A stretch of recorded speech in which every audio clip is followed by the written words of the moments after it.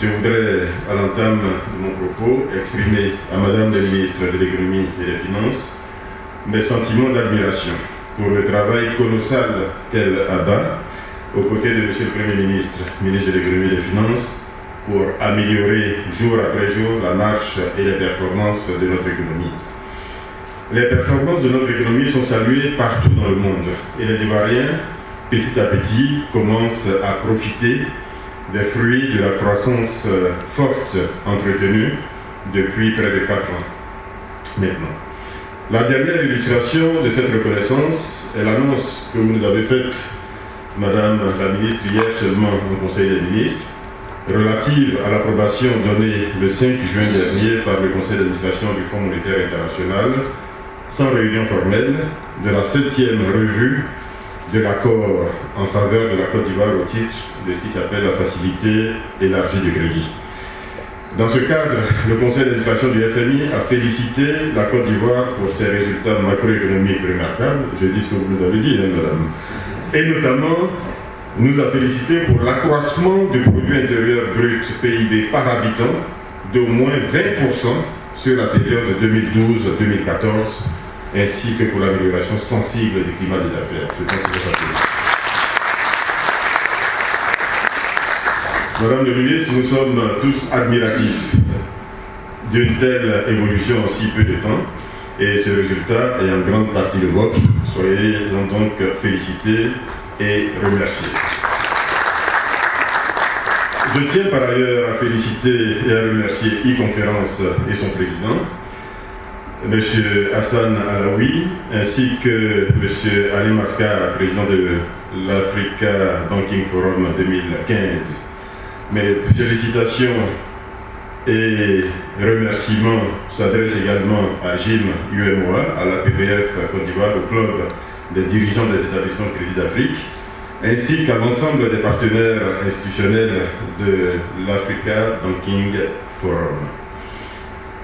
Merci à vous pour votre action en faveur du développement des affaires en Côte d'Ivoire. Merci pour tout ce que vous faites, en particulier pour les TIC, et puisque vous êtes également organisateur de l'Africa IT Forum chaque année ici à Abidjan.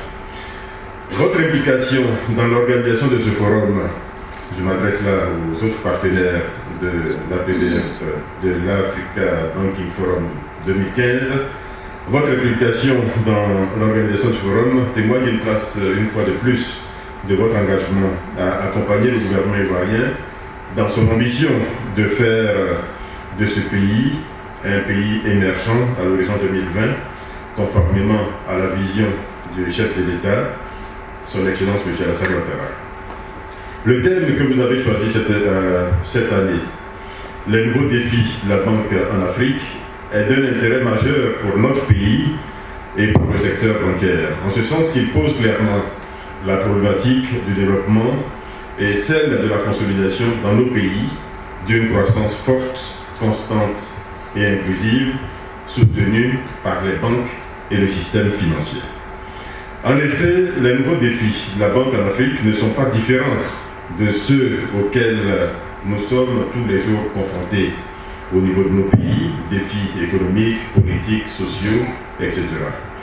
Ces défis, plus précisément, sont, par exemple, assurer une croissance forte et régulière de nos économies, améliorer durablement le niveau de vie de nos populations, assurer à tous nos concitoyens l'accès à la connaissance, à la santé, à des infrastructures de qualité de base, etc.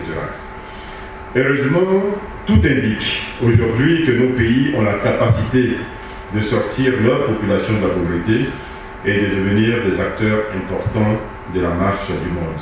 Je n'irai pas jusqu'à penser ce que a dit M. Thierry avant moi, mais l'Afrique est tout à fait aujourd'hui en mesure de contribuer plus fortement qu'elle ne l'a fait jusqu'à maintenant à la marche de ce monde. Cela est possible, cela est à portée de main, à condition que dès à présent, chaque citoyen, chaque secteur d'activité, et même les États, parce que certains malheureusement ne font pas ce constat ou n'acceptent pas cette vue des choses, même nos États, il faut que chacun le comprenne, et surtout que chacun travaille à cet effet. En Côte d'Ivoire, sous le leadership de son Excellence M. Alassane Ouattara, président de la République, notre pays s'efforce de créer les conditions d'une croissance forte, d'une transformation progressive et durable à la fois de notre économie et de notre société, dans l'intérêt de la nation ivoirienne, mais également pour le bonheur de nos populations. La réussite est certainement au bout de l'effort, mais en matière, il s'agit de sortir des sentiers battus, notamment des sentiers qui ont fait la preuve de leur échec.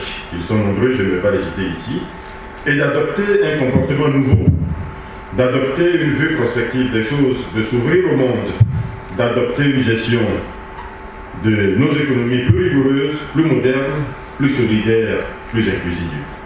Dans cette quête pour une économie plus forte au service de nos populations, nous avons aujourd'hui la chance de pouvoir compter sur les technologies de l'information et de la communication qui, comme vous le savez, sont accélératrices de croissance et créatrices de richesse. En Côte d'Ivoire, les TIC font l'objet d'une attention constante du gouvernement. Et je l'indiquais tout à l'heure, notre ambition, l'ambition des chefs de l'État est de porter la Côte d'Ivoire au rang de pays émergent à l'horizon 2020. Et notre conviction est que cela ne peut pas se faire hors des TIC. Et bien au contraire, cela ne sera possible qu'avec les technologies d'information et de la communication.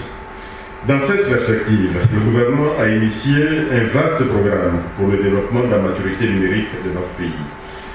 Dans ce programme, dont les grands axes sont désormais largement connus, je voudrais mentionner tout particulièrement le chapitre ou l'axe que nous appelons donc celui des contenus.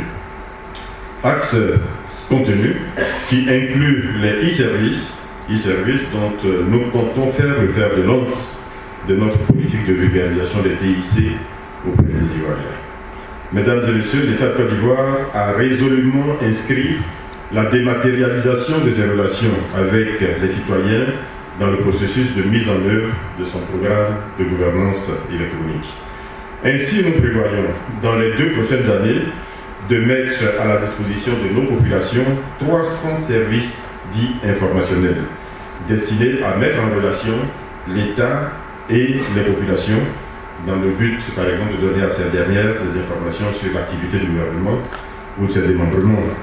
Nous comptons mettre également en service 200 services transactionnels destinés à effectuer diverses opérations en ligne.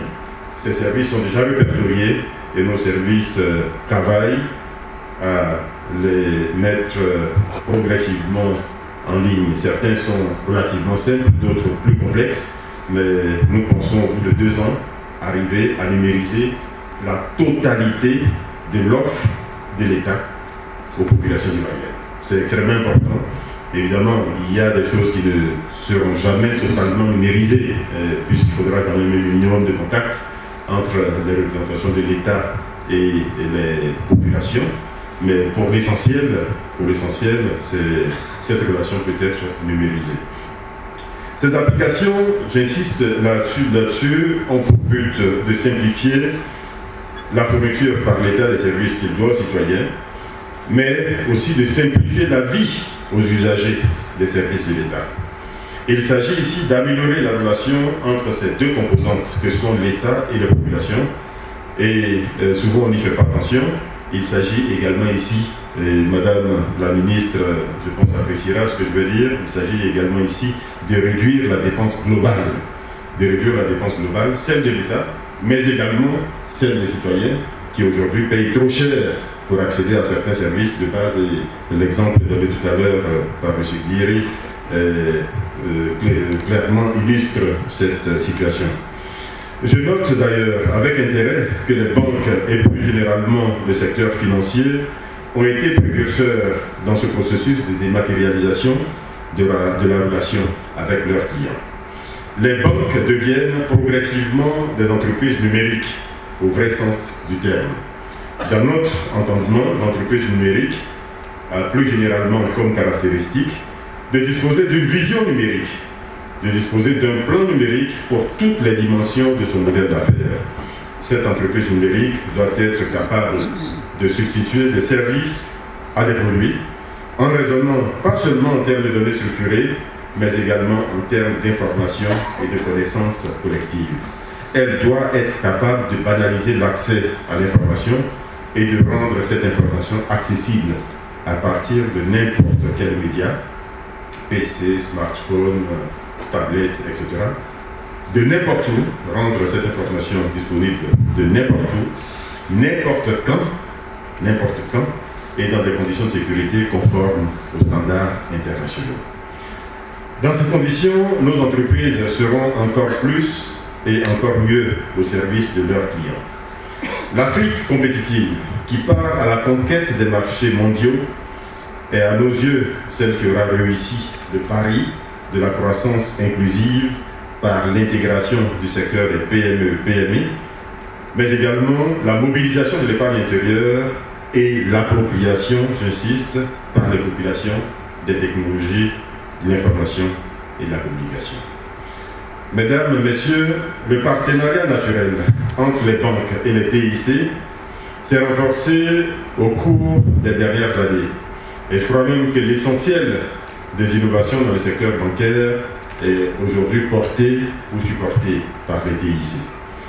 À travers l'Internet, les intranets, les outils d'aide à la décision, les bases de données transactionnelles, le cloud computing, le paiement mobile, les supercalculateurs qui aujourd'hui équipent l'essentiel des salles de marché dans le monde, le big data, etc.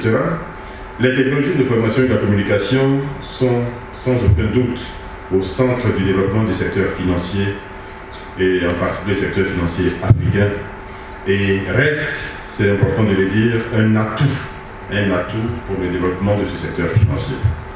Nous comptons donc sur nos banques pour ne pas rater le tournant du numérique.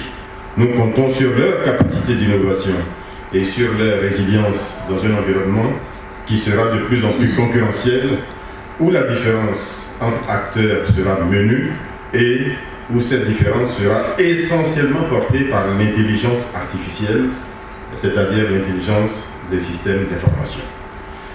Mesdames et messieurs, l'Afrique a offert au reste du monde le paiement mobile, puisque vous savez que ce paiement est parti du Kenya, de Safaricom avec M-Pesa, en apportant tout simplement une réponse concrète à des problématiques auxquelles étaient confrontées nos populations.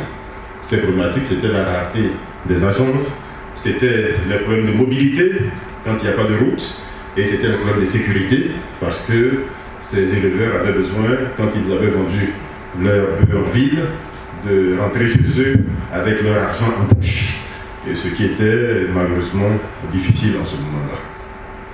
Le ministère de la Poste et des TIC de Côte d'Ivoire tient à rassurer l'ensemble des acteurs du secteur bancaire en leur disant que l'État, en Côte d'Ivoire en tout cas, fait sa part dans le processus essentiel d'évolution de notre société vers une société du savoir portée par les TIC. Le lancement des services 3G il y a 3 ans, les nouvelles lois adoptées en 2012-2013 sur les transactions électroniques, la lutte contre la cybercriminalité et la protection des données à caractère personnel, le développement en cours de la connectivité, le développement de l'accessibilité ou la facilitation de l'accessibilité, l'ouverture de l'École supérieure africaine de TIC sont autant d'actions mises en œuvre par l'État pour soutenir cette évolution inéluctable de nos sociétés. Et les résultats sont là. Ces résultats sont là, ils sont concrets, ils sont massifs. Sur une population de 23 millions d'habitants, nous enregistrons à ce jour 21 millions d'abonnés à la téléphonie mobile. Et sur ces 21 millions d'abonnés, 7 millions ont déjà, à ce jour, expérimenté le paiement mobile. Et cela a permis d'afficher les taux de bancarisation que le président de l'APB indiquait tout à l'heure. Ça veut dire que la marge de progression est encore très importante puisque nous sommes qu'à 1/3 de la base de données des utilisateurs de la téléphonie mobile qui, une fois au moins, ont utilisé les services de paiement.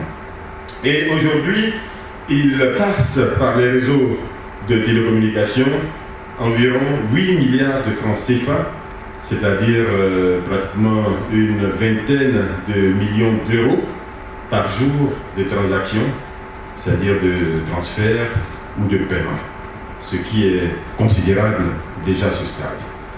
Ce forum est donc le lieu indiqué de faire l'état des lieux du secteur bancaire, d'apprécier l'impact du numérique dans le processus de bancarisation de nos populations et de nous imprégner mutuellement des nouveaux enjeux de modernisation de ce secteur bancaire et financier qui, comme vous le savez, est essentiel et incontournable dans la marche de nos pays vers le développement. Je voudrais donc, pour terminer, remercier l'ensemble des experts, consultants, praticiens ici présents pour leur contribution au succès de cet événement, au succès de l'Africa Banking Forum 2015. Je vous souhaite à tous de fructueux échanges et vous remercie pour votre aimable attention.